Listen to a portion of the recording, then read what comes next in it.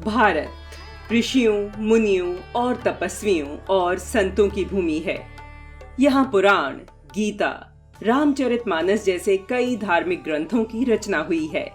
ऐसा ही एक ग्रंथ है श्री गुरु ग्रंथ साहिब, जो विश्व के प्रमुख धर्म ग्रंथों में सबसे नवीन है और धर्म गुरु है। इस पवित्र पुस्तक में आत्मा, परमात्मा का ज्ञान और गुरु का प्रकाश सम्मिलित है। वर्ष 1604 में अमृतसर के श्री हरमंदिर साहिब में पवित्र पुस्तक गुरु ग्रंथ साहिब की स्थापना की गई। इस दिन को सिख समुदाय प्रकाशोत्सव के रूप में मनाता है। श्री गुरु ग्रंथ साहिब का प्रकाशन सिख समुदाय के 5वें गुरु अर्जुन देव जी ने अमृतसर के घने वृक्षों की छाया वाले एकांत क्षेत्र रामसर में किया था। इसे लिखने के लिए कश्मीर से विशेष कागज मंगवाया गया और शाही भी तैयार करवाई, ताकि वाणी ज्यादा से ज्यादा दिन तक सुरक्षित रह सके। वाणी को लिपिबद्ध करने का कार्य भाई गुरुदास जी ने गुरुमुखी लिपि में किया था। गुरु ग्रंथ साहिब को पहले आदि ग्रंथ और पोथी साहिब के नाम से भी जाना जाता था, जिसमें ईश्वर और मोक्ष के अलावा जीवन के प्रत्येक पहलू के बारे में व्यक्ति को मार्गदर्शन मिलता है। गुरु ग्रंथ साहिब की रचना के पीछे गुरु अर्जुन देव का उद्देश्य संसार की आध्यात्मिक भूख को शांत करना और उसका उद्धार करना था। राग मुंदावणी में रचित अपने इस पद में गुरुजी कहते हैं कि थाल विची तिनि वस्तु पइयो, सतु संतोख विचारो। अमृत नाम ठाकुर का पइयो, जिसका सबसु आधारो। जेको खावे जेको भुंचे, तिसका होई उधारो। एह वस्त तजी न जाई, नित नित रखो उरिधारो। तम संसारु चरण लग तरियो, सबु नानक जी ब्रह्म पसारो।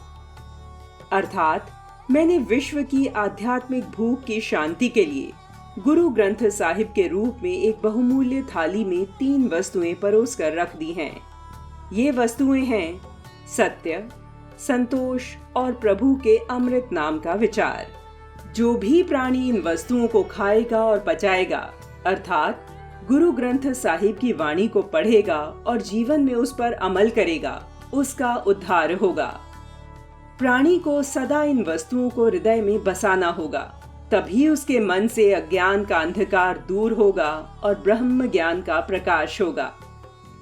सिख पंथ की इस यात्रा पर अगर हम नजर डालें तो पाते हैं कि सिख पंथ का उदय पंजाब में हुआ और इसके अधिकतर कार्य भी पंजाब में ही केंद्रित रहे। लेकिन गुरु अर्जुन देव जी ने श्री गुरु ग्रंथ साहिब को ईश्वरीय वाणी का वह विशाल सागर बनाया, जिसमें उत्तर से दक्षिण, पूर्व से पश्चिम, चारों दिशाओं से ईश्वर स्तुति की सरिताएं आकर समाहित हुई हैं। गुरु ग्रंथ साहिब में अपनी वाणी के रूप में मौजूद संत नामदेव और संत परमानंद महाराष्ट्र के थे, तो संत त्रिलोचन गुजरात से, वहीं संत रामानंद दक्षिण में पैदा हुए, तो संत जयदेव का जन्म पश्चिमी बंगाल के एक छोटे से गांव में हुआ।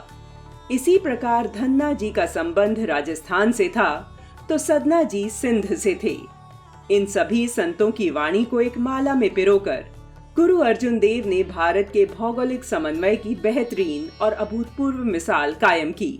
इसलिए हम कह सकते हैं कि श्री गुरु ग्रंथ साहिब न सिर्फ राष्ट्रीय अखंडता का अनुपम उदाहरण है, बल्कि इसमें एक भारत श्रेष्ठ भारत का भी दर्शन होता है, जिसे नई पीढ़ी को अपने जीवन में धारण करने की आवश्यकता है।